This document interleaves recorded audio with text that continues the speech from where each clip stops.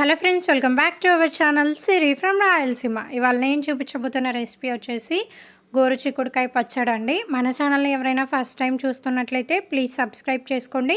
ఇంకా ప్రాసెస్ అయితే స్టార్ట్ చేసేద్దాం. ముందుగా గోరుచిక్కుళ్ళని తీసుకోవాలండి. ఇక్కడ నేను 250 గ్రాముల వరకు గోరుచిక్కుళ్ళని అయితే తీసుకున్నాను. ఇలా వీడియోలో కనిపిస్తున్న విధంగా ఈ సైజులో అయితే కట్ చేసి పెట్టుకోవాలి. ఒక 2 సార్లు నీళ్ళల్లో శుభ్రంగా కడిగి తీసుకోవాలి. నెక్స్ట్ కటింగ్స్ని చేసి పెట్టుకుందాం. ఒక 2 మీడియం సైజ్ టమాటా ముక్కలు, అలాగే 7 నుంచి 8 పచ్చిమిర్చి. మీరు తీసుకుంటున్న పచ్చిమిర్చి కారాన్ని బట్టి తీసుకోవాలండి. అండ్ అలాగే కొన్ని పచ్చి కొబ్బరి ముక్కల్ని ఇలా సన్నగా కట్ చేసి తీసుకోవాలి.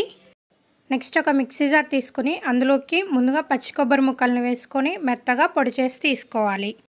తర్వాత ఇందులోకి పచ్చిమిర్చిని వేసుకొని మళ్ళీ ఒకసారి గ్రైండ్ చేసుకొని తీసుకోవాలి. ఇప్పుడు ఇందులోకి మనం ముందుగా కట్ చేసి పెట్టుకున్న గోరుచిక్కుళ్ళని వేసుకొని మరీ మెత్తగా కాకుండా కొంచెం కచ్చా పచ్చాగా గ్రైండ్ చేసుకొని తీసుకోవాలి. తర్వాత ఇందులోకి మనం ముందుగా కట్ చేసి పెట్టుకున్న టమాటా ముక్కలు, అలాగే రుచికి తగినంత ఉప్పు వేసుకొని రెండింటిని బాగా గ్రైండ్ చేసి తీసుకోవాలి. మరీ మెత్తగా కాకుండా ఇలా వీడియోలో కనిపిస్తున్న విధంగా కచ్చా పచ్చాగా గ్రైండ్ చేసుకొని పక్కకు పెట్టుకోవాలి. నెక్స్ట్ ఒక కడాయిని పెట్టుకొని 3 స్పూన్స్ ఆయిల్ వేసుకోవాలి. హీట్ అయ్యాక 1/2 స్పూన్ ఆవాలు, 1/2 స్పూన్ జీలకర్ర, అలాగే ఒక రెబ్బ కరివేపాకును వేసుకొని ఫ్రై చేసుకోవాలి. ఇప్పుడు ఇందులోకి మనం ముందుగా గ్రైండ్ చేసి పెట్టుకున్న గోరుచిక్కుడు పచ్చడిని వేసుకొని ఆయిల్లో ఒక 2 నుంచి 3 నిమిషాలు బాగా ఫ్రై చేసుకోవాలి. నెక్స్ట్ ఇందులోకి 1/2 స్పూన్ పసుపు, అలాగే 1/2 స్పూన్ ధనియాల పొడి వేసుకొని రెండింటిని బాగా మిక్స్ చేసుకోవాలి. నెక్స్ట్ ఇందులోకి ఒక 150 ml వరకు నీళ్ళను పోసి పచ్చడి మొత్తాన్ని బాగా కలుపుకొని మూత పెట్టేసి ఫ్లేమ్ని మీడియంలో పెట్టి ఉడికించుకోవాలి. ఇలా మధ్య మధ్యలో మూత తీసి చూసుకుంటూ మొత్తం అంతా కలుపుకుంటూ ఉండాలి.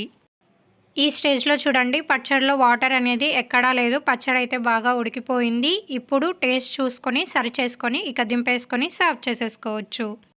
ఇక మన పచ్చడి అయితే రెడీ అయిపోయిందండి. రైస్లోకి అయితే చాలా అంటే చాలా బాగుంటుంది. తప్పకుండా ట్రై చేయండి. ట్రై చేసిన తర్వాత కమెంట్ బాక్స్లో నాతో షేర్ చేసుకోండి రెసిపీ మీకు ఎలా వచ్చింది అని.